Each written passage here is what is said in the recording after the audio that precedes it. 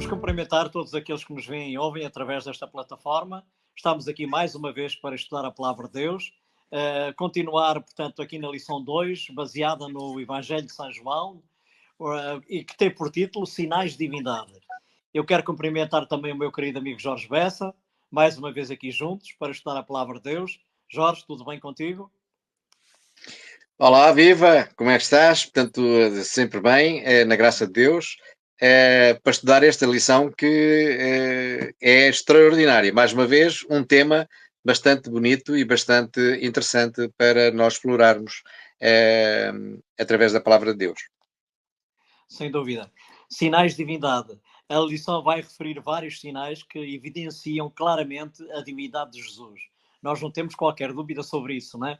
Há quem diga que Jesus que é um Deus com letra pequena, mas isso é mentira, não faz parte, isso não é verdade. Porque a palavra de Deus é bem clara. Isaías, falando daquele bebé que havia de nascer em Belém, no capítulo 9, ele diz, porque um menino nos nasceu, um filho se nos deu, e o seu nome será maravilhoso, conselheiro, Deus forte, Pai da eternidade. Se ele é Pai da eternidade, é o Criador do tempo, portanto não pode ter princípio nem fim. Portanto, não pode ser um Deus criado. Ele é o Pai da eternidade. Ele é o Deus infinito. Não temos qualquer dúvida sobre isso, não é? E Jesus, enfim, naquilo que vamos estudar agora na lição, revela exatamente, através de alguns milagres, exatamente revela a sua divindade. Sem dúvida alguma e com muita clareza, não é? Há aqui um ponto importante que nós podemos explorar, que é, portanto, aquilo que João nos vai dando nos primeiros 12 capítulos que ele escreve no Evangelho. Os primeiros 12 capítulos referem-se, portanto, a toda uma série de sinais que foram feitos provando a divindade de Deus, e depois, nos últimos capítulos, a partir do capítulo 13, temos a glória de Jesus, que é outro atributo da divindade.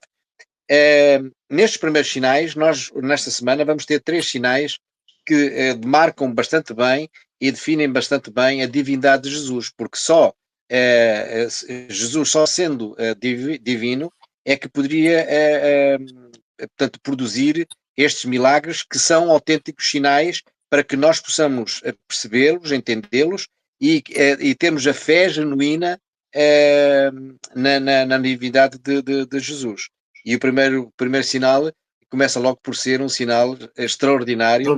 Qualquer homem, qualquer mortal gostaria de o ter, não é? Claro, gostava de ter este poder. Já multiplicar portanto, o pão, portanto, a alimentação de 2 ou 3 pessoas seria um milagre realmente extraordinário, não é? Agora alimentar 5.000, multiplicar com, enfim, com uns peixinhos e uns paizinhos que uma criança tinha, fazer uma multiplicação, criar do nada, que foi aquilo que Jesus fez, não é? E alimentar 5.000 pessoas é realmente uma coisa, enfim, inconcebível, incompreensível, não é? Só mesmo pelo poder de Deus, não é? Não, e depois há uma questão que é fundamental neste milagre, é que através da palavra, portanto, aqui Jesus não foi preciso tocar, havia uns peixinhos, havia uns pães lá com uma criança que os tinha, e dali os discípulos organizaram os grupos para se dividirem em grupos, e de repente estão várias cestas cheias de pães e de peixe que alimentaram, exatamente como tu dizes, mais de 5.000 pessoas. Isto para os discípulos foi uma situação inaudita, não é? Portanto, e para aqueles que estavam ali sentados, imagina 5.000 pessoas a assistir a isto, como é que eles não ficaram, não é? Portanto, eles ficaram realmente espantados, não é? Epá, e faço ideia, se nós tivéssemos esse privilégio de ver ao vivo uma cena destas, epá, é uma coisa realmente extraordinária. Sem E dúvida. acho que a nossa fé é inabalável, não é? Portanto, e nós sabemos que aconteceu, portanto a nossa fé também tem que ser inabalável exatamente por isso, porque nós temos esse exemplo que vive e a cores, não é? na palavra de Deus. Claro. Deus é um Deus de ordem, e depois aquele pormenor interessante das pessoas terem sido divididas em grupos. Portanto, aquilo foi feito de uma forma organizada. Não havia caos, não havia desordem, não é? Porque Deus é um Deus de ordem. Faça-se tudo decentemente e com ordem, como diz a palavra de Deus. Portanto, E Jesus revela, portanto, um milagre extraordinário que espanta os discípulos e espanta toda aquela gente a ponto de o quererem fazer rei, não é? Queriam fazer dele rei. Portanto, qualquer um de nós estivesse Quem é que nessa não situação, queria, quem é que não ficaríamos queria um rei? lisonjeados, não é? Mas Cristo Claro, quem é rejeitou. que não queria um rei que produzisse estes milagres e estas coisas? Então, a organização de um exército, a nível de logística alimentar, ficava logo resolvido. Exatamente. Portanto, Claro. e Jesus E não quem diz só ficasse que era o ferido pão da ou vida. morto seria ressuscitado ou curado. Portanto, Já, portanto, portanto, viram, aliás, temos aqui o perfeito rei, não é? Para nos liderar contra os exatamente, romanos. exatamente. Mas Jesus não veio libertar o povo do cativeiro romano. Veio cativar o povo, veio libertar o povo do pecado. Não é? E eles não compreendiam Veio isso. exatamente, exatamente. Ele era o Messias, filho de Deus, que vinha restaurar exatamente, portanto, o homem à imagem e semelhança de Deus. Não é? Claro. Ele não vinha estabelecer um reino terrestre, mas vinha estabelecer um reino celestial, o reino da graça, né? Depois há de vir o reino da glória, quando ele vier na sua segunda vinda, né? Mas o objetivo de Cristo não era derrotar os romanos e estabelecer um reino terreno aqui na Terra, né? O objetivo era mais amplo, era mais vasto. E Jesus não vem como o padeiro milagreiro. Jesus vem como o pão da vida, que é Claro, completamente diferente. O pão claro. milagreiro era aquilo que os judeus portanto, estavam a ver, que estava a haver ali um milagre, não é? Mas aquilo não era o milagre do pão milagreiro, aquilo era o milagre do pão da vida. Jesus era e é o pão da vida. Sem E ele dúvida. o mesmo diz: Eu sou o pão da vida. Como ele diz que, e tu, num dia destes, disseste-me, numa conversa em particular, que Jesus tinha a expressão eu sou, que foi usada também foi usada com Moisés, e tinha essa expressão aqui. Claro. Repete lá o que me disseste há dias. Portanto, quando Deus aparece a Moisés na sarça ardente, né? Porque a sarça arde e não se consome, Exato. Moisés fica Uhum. maravilhado e aproxima-se. Há ali, portanto, um diálogo. Portanto, Deus fala com Moisés: tira os sapatos da terra em que estás, porque é a terra, tira os teus sapatos, porque a terra em que estás é uma terra santa, né? Portanto, e Jesus apresenta-se ali como eu sou, porque ele diz a Moisés para ir falar com o faraó. E ele diz, então, mas o que é que eu vou dizer ao faraó? Digo, quem é que me enviou? Diz, o eu sou me enviou. Este eu sou é a mesma expressão que Jesus utiliza aqui. Estas 7 afirmações. Eu sou o pão da vida, eu sou a luz do mundo, eu sou a porta, eu sou o bom pastor, eu sou a ressurreição e a vida, eu sou o caminho, a verdade e a vida, eu sou a videira verdadeira. Jesus era tudo isto, né? Ele é o verdadeiro pão da vida, é a água da vida, portanto, a luz do mundo, né? O eu sou. Este eu sou que pronunciou, que fez pronunciou estas 7 afirmações, era o mesmo eu sou que apareceu a Moisés. E nesta situação de Jesus assumir eu sou, está a assumir exatamente a divindade. Só um Deus divino, só um Jesus divino, poderia dizer uma situação destas. E Claro, sem realmente dúvida.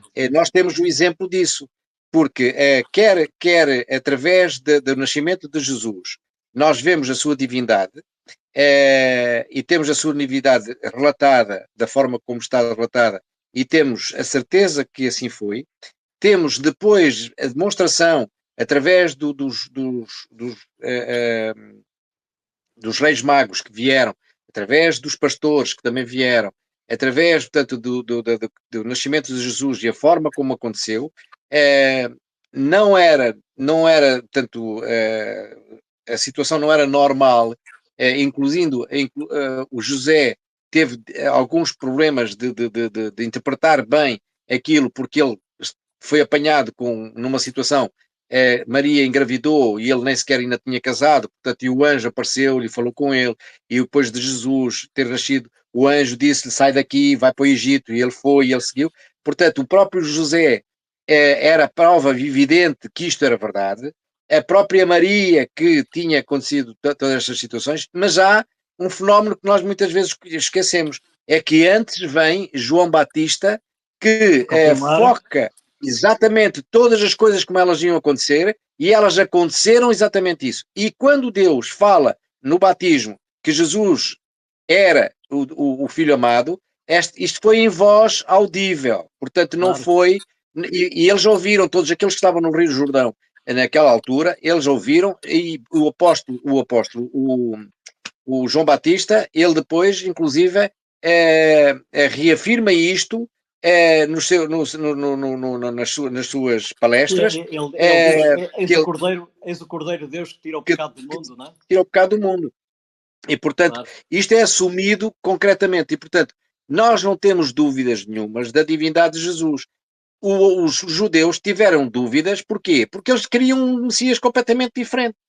Eles não Claro. queriam um Messias espiritual, eles queriam um Messias que os salvasse do jugo carnal e não do Claro. jugo espiritual. E, Né? e Porque eles cumprisse, pensavam, e cumprisse as e eles suas pensavam ambições ser, terrenas, não é?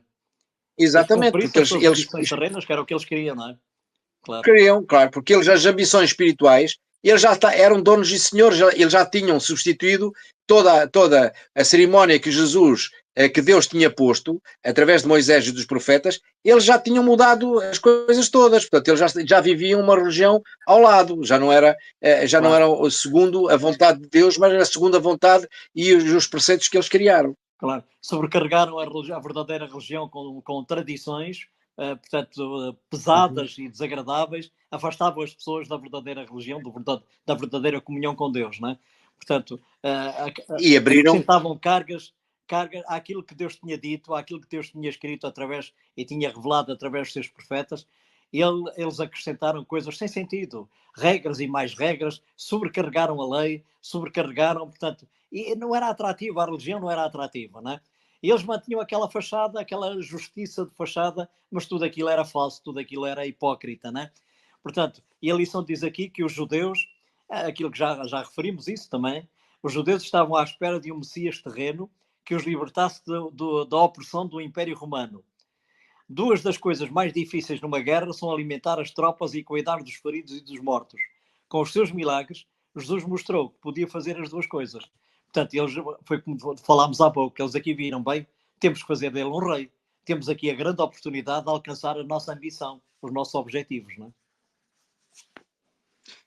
e temos aqui uma situação, por exemplo, este primeiro milagre, tanto verifica-se aqui a divindade, mas no segundo milagre, no segundo sinal, que também é um milagre, nós vemos também aqui a divindade de Jesus, e aqui começa um problema, é que eles começam a ficar revoltados contra as coisas que estavam a acontecer. Portanto, eles revoltam-se contra Deus, eles revoltam-se contra Jesus, eles começam a ter a iniciativa de quererem matar Jesus quando Jesus, portanto, operava estes milagres. Claro. E aqui no segundo milagre, Por tenho, uma coisa. tenho, tenho, tenho a certeza que o problema deles foi exatamente eles alimentarem no coração deles uma religião que era somente a religião de fachada, não era a abertura do coração àquilo que Deus dizia.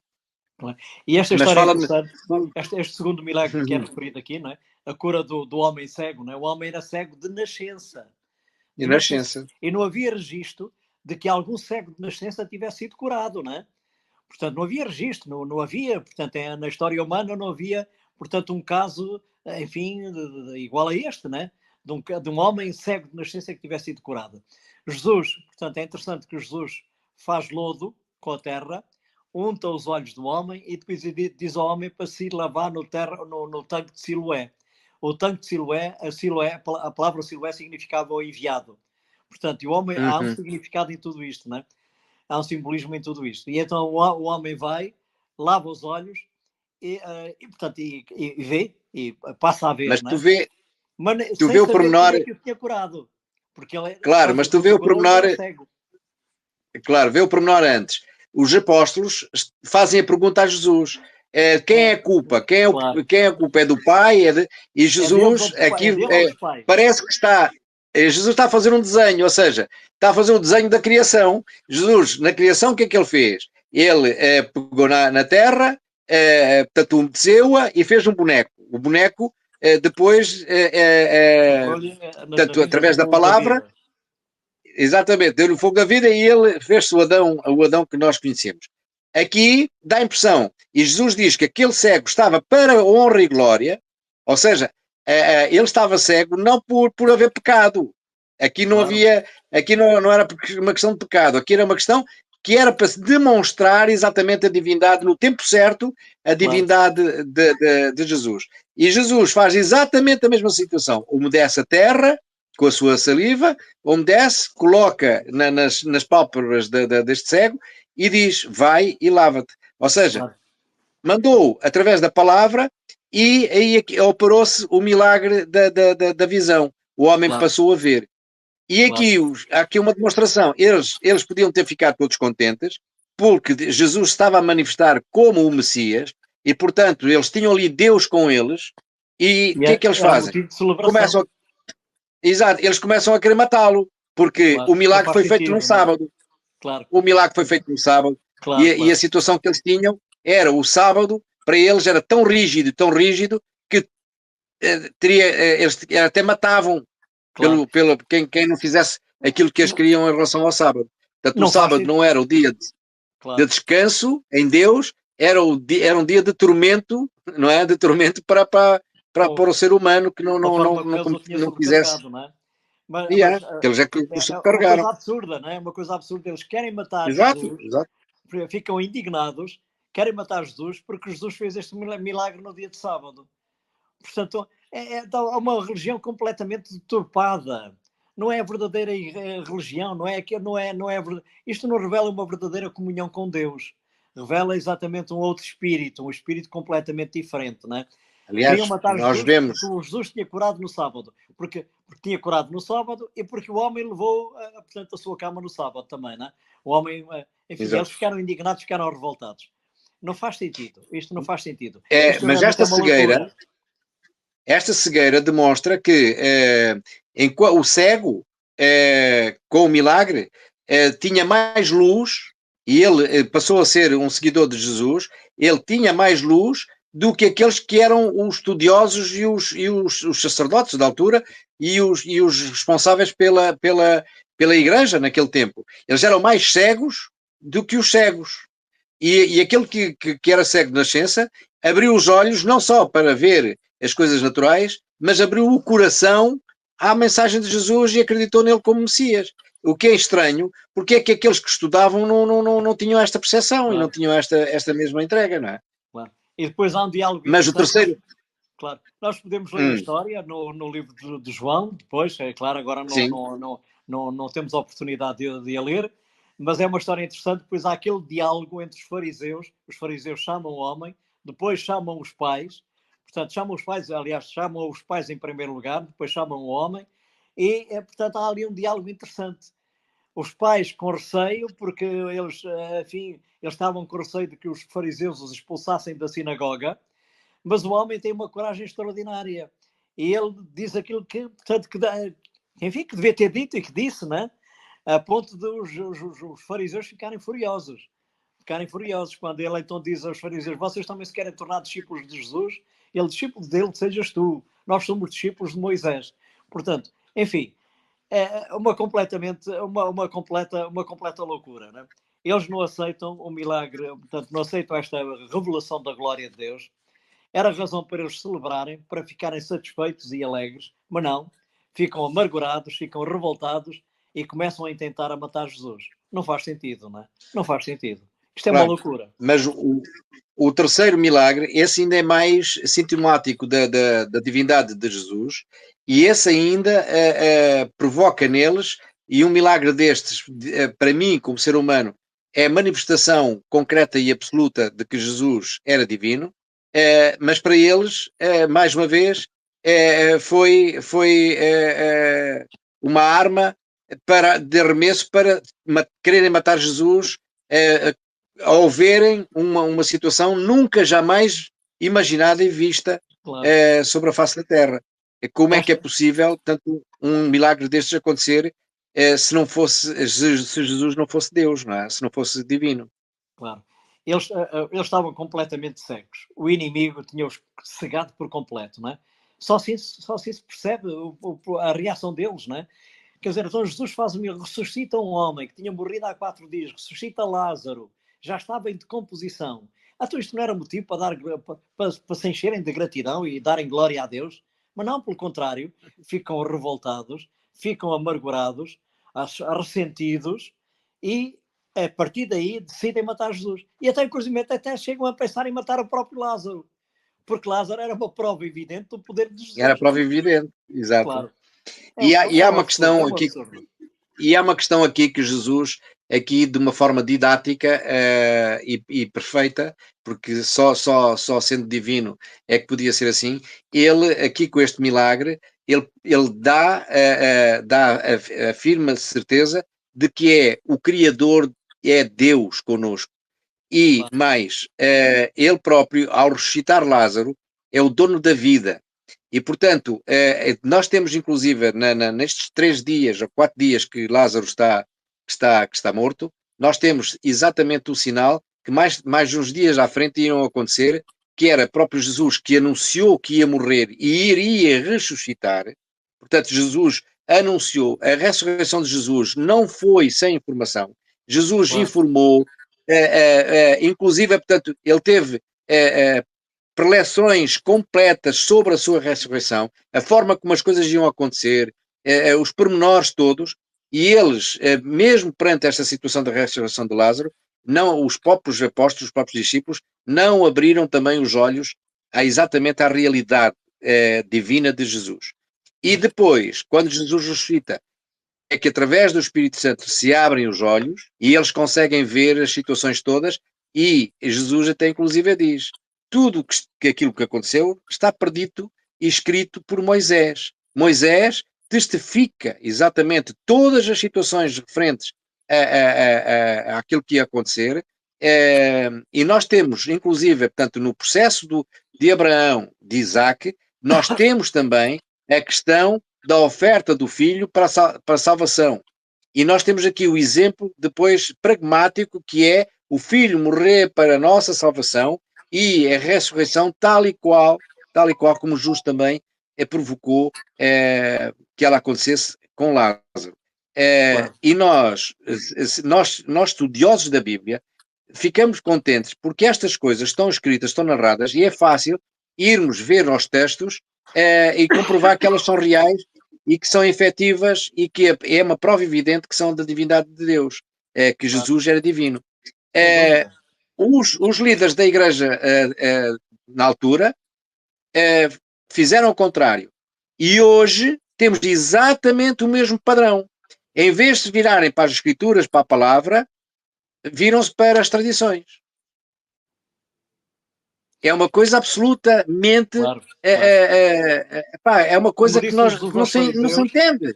Exato. Como disse Jesus aos fariseus, portanto, que eles invalidavam a verdade, invalidavam a palavra de Deus pelas suas tradições. Nós podíamos cair no mesmo erro. E hoje, portanto, existe. Há pessoas que dão mais valor às tradições do que à palavra de Deus, não é? Portanto, é uma realidade à nossa volta, não é? E nós podemos cair no mesmo erro, não é? Acima de tudo, a palavra de Deus. As tradições podem ter o seu valor, desde que sejam boas, é evidente, não é? Agora, se forem contrárias ou se invalidarem a palavra de Deus, devem ser abandonadas. Porque, em primeiro lugar, está a palavra de Deus. Portanto, é na palavra de Deus que Jesus se revela. Toda a Bíblia, o Velho e o Novo Testamento, são uma revelação de Cristo, são uma revelação de Deus.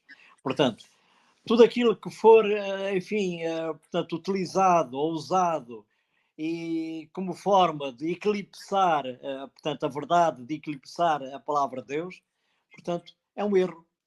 É um erro, é um desvio da norma que Jesus e que Deus pretendia que nós seguíssemos, não é? Eles caíram nesse erro, os fariseus caíram nesse erro, mas nós temos que ter cuidado para também não cair nesse erro, não é? Não invalidar a palavra de Deus pelas nossas opiniões, pelas nossas tradições, por aquilo que nós achamos. Exato. A postura deles, nesta altura, devia ser: então, se ele faz um milagre destes, imaginemos que nós estávamos ali naquele momento e estávamos a ver isto, e podíamos estar a ficar perplexos assim: como é que aconteceu este milagre? Sim, e às vezes ele para fazer... Não, e nós podíamos até perguntar um ao outro: este milagre para acontecer é porque ele tem poderes divinos, Porque claro. se tivesse poderes terrenos só, ele não conseguia fazer isto. Epá, vamos lá ver se isto... há 4 dias, Lázaro já estava em Claro, decomposição, né? As irmãs choravam, exato. os amigos choravam, portanto, enfim, E inclusive tiveram há que aqui um relato, resignar àquela situação dramática, né? Mas claro, Deus disse a e há aqui Marta, um relato de Marta que ela exemplifica exatamente isto. Ela acreditava na ressurreição de Jesus, e ela acreditava que Jesus, portanto, viria no último dia. Portanto, eles tinham a mensagem traduzida claro, em pleno, portanto, eles não estavam inocentes. Como é que uma mulher sabia destas coisas e tinha a certeza de que, e falava nisto, e ela vivia aquilo? E então os homens de estudiosos, como eram os fariseus, estavam cegos, cegos estavam, tinham informação, mas não a né? compreendiam. Estavam, Estavam cegos pelo estavam inimigo, cegos né? porque eles estavam cegos porque queriam, eles não Exatamente. queriam ver a verdade, eles não queriam aceitar a verdade. E neste diálogo com Marta, Jesus realmente faz uma das afirmações, uma das 7 afirmações que referimos há pouco, não é? Em que Jesus diz, Exato, exato. e que é o verso áureo desta lição, diz: Eu sou a ressurreição e a vida. Eu sou a ressurreição e a vida. Quem esteja morto, aquele que estiver, portanto, quem crê em mim, ainda que esteja morto, viverá. E aquele que vive e crê em mim nunca morrerá eternamente. Nunca morrerá Mas depois, eternamente. Jesus é a depois tem ressurreição uma e a questão. vida. E viste a pergunta logo a seguir? Vocês creem nisto? Exatamente. Não? Portanto, isto era a importância vital. Estes milagres estavam a acontecer exatamente para nós pormos aqui a nossa fé e termos a certeza plena de que Jesus era divino. Claro. Porque quando Jesus diz, eu sou a ressurreição e a vida, pode-nos parecer assim. Então, mas como é que é a ressurreição e a vida? Não tínhamos nunca visto uma ressurreição? Como é que a gente podia imaginar o que era a ressurreição, não é? Mas eles Jesus, viram a ressurreição de Lázaro. Jesus já tinha ressuscitado. Ele ressuscitou, portanto, a filha, portanto, aquela menina, Sim, a filha sim, do chefe da sinagoga, em que ele diz aquela frase em aramaico, Talita Kumi, que traduzido é menina, levanta-te, não é? claro. Jesus já Mas tinha aqui não havia uma ressuscitado o filho, evidência tão Jesus já certa. tinha ressuscitado o Aqui, filho da filha da viúva de Naim, e ressuscitou Lázaro. Portanto, e é aqui exato. que Jesus faz esta afirmação: Eu sou a ressurreição e a vida. Ele E há demonstrou aqui uma exatamente que é a coisa, ressurreição e a vida. claro. Até com a sua E própria há encarnação. de reparar que Jesus vem crescendo. Há uma ressurreição que eles podiam até duvidar. Isto não estava a tempo suficiente na Terra, portanto ela estava só desmaiada ou estava em estado de coma, uma coisa qualquer. E nós hoje, os nossos cientistas podem vir com essa desculpa. Mas depois temos um morto já no caixão, não é? Já está dentro do caixão, está já prontinho para ser enterrado. E que é ressuscitado, e que é o filho da viúva. E depois temos um morto que já está há 4 dias. Ou seja, já está em Extraordinário, não é? decomposição. Claro, Claro, claro, claro. Portanto, claro. Jesus, com os seus milagres, dá sinais, mesmo que tenhas dúvida no primeiro, o segundo é mais substancial. E se Claro, tens dúvida no segundo, o terceiro, então esse aí não tem, arruma com tudo. claro, E exatamente. eles estavam completamente empedernidos e estavam completamente fora do contexto divino, portanto, e do Claro. contexto de aceitação do Messias. Sem Tanto que o dúvida. quiseram matar. E é interessante que estas ressurreições que Jesus faz, nomeadamente esta ressurreição de Lázaro, portanto, também deita por terra a teoria da imortalidade da alma. Há aqueles que creem, até muitos cristãos creem, na teoria Uhum. da doutrina da imortalidade da alma, que as pessoas morrem e vão para o céu. Uns vão para o inferno ou para o purgatório, outros vão para o céu. Ora, Lázaro era uma boa pessoa. Lázaro era um discípulo de Jesus, era amigo de Jesus. Portanto, de certeza, de acordo com esta teoria, que é falsa, que não corresponde à verdade, Lázaro então já estaria no céu. Já estaria no céu porque Lázaro era amigo de Jesus, era uma boa pessoa, era um crente, era um cristão. Portanto, no entanto, ele já tinha morrido há 4 dias, portanto já estaria no céu. Ora, não tinha lógica Jesus estar a fazê-lo descer do céu, a ressuscitá-lo para o trazer outra vez aqui à Terra. Ele já tinha morrido há 4 Exatamente. dias, não é? Portanto, aqui Exatamente. temos a comprovação, a prova de que, daquilo que a Bíblia diz, que a morte é um sono. E que quem morre, quem está morto, está como se estivesse a dormir, é um sono. É comparado a um sono, não é um sono, mas é como se fosse um sono, não é? Portanto, até ao último dia, como dizia Marta, no diálogo com Jesus, Senhor, eu sei que no último dia Lázaro há de ressuscitar. Ora, os mortos são exatamente até ao último dia. Que último dia é este? É o dia da segunda vinda de Cristo, que será para breve. Todos os sinais apontam nesse sentido, né? E aí sim, aí Cristo, irá ressuscitar, portanto, aqueles que morreram, né?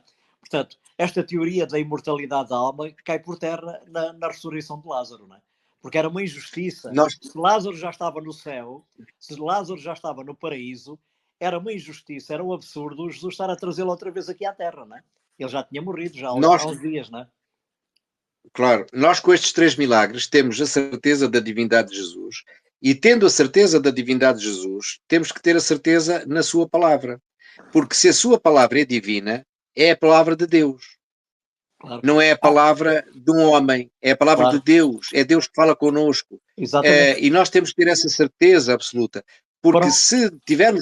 se nós tivermos dúvidas que Jesus é divino, vamos ter dúvidas em relação à sua palavra. Ora, temos a certeza que Jesus é divino, nós temos a certeza da sua palavra. E Claro, tendo a claro, certeza da sua palavra, nós somos mais que gratificados, porque claro, conseguimos ter a certeza e temos depois uma coisa que é importante, que o Espírito Santo, e isto está escrito na palavra, o Espírito Santo está conosco, está constantemente ao nosso lado. O Espírito Santo está ao nosso lado para nos ajudar a identificar, a descodificar, a interpretar, a guiar. Nós claro. hoje temos a companhia Foi do ele que Espírito Santo inspirou os escritores como da se Bíblia. fosse Jesus, e temos de ter esta certeza. O Espírito Santo é como se fosse Jesus ao nosso lado. Claro. Não é uma figura, não é uma figura da literatura. É uma realidade. Nem É é uma uma força, realidade e claro, nem é uma é uma força força impessoal, é um divina. ser divino. É um E ser é divino. divino. É divino Claro, e, portanto, nós devíamos ter esta certeza, esta absoluta certeza e vivermos uma vida realmente de gratidão, de claro, completamente gratidão por este efeito. claro. Deus inspirou, é verdade que a Bíblia, a palavra de Deus, o Velho e Novo Testamento foram escritas por homens, nas mais diversas culturas, nas mais diferentes épocas, portanto, mas inspirados por Deus, inspirados pelo Espírito Santo, não é? E o próprio Jesus faz esta afirmação: vós examinais as Escrituras, a Bíblia, né? Vós examinais as Escrituras porque cuidais ter nelas a vida eterna e são elas que de mim testificam, disse Jesus. Portanto, as Escrituras, a Bíblia, portanto, naquela altura só existia o Velho Testamento, mas agora com o Novo Testamento, que foi escrito depois de Jesus, portanto, toda a Bíblia é uma revelação de Jesus Cristo. Ele próprio disse, não é? As Escrituras testificam de mim, são minhas testemunhas, não é? Não temos qualquer dúvida Ora, sobre isso. as Escrituras testificam da divindade de Jesus. Claro, E e disso não devemos aqui temos exatamente dúvidas isso. nenhuma.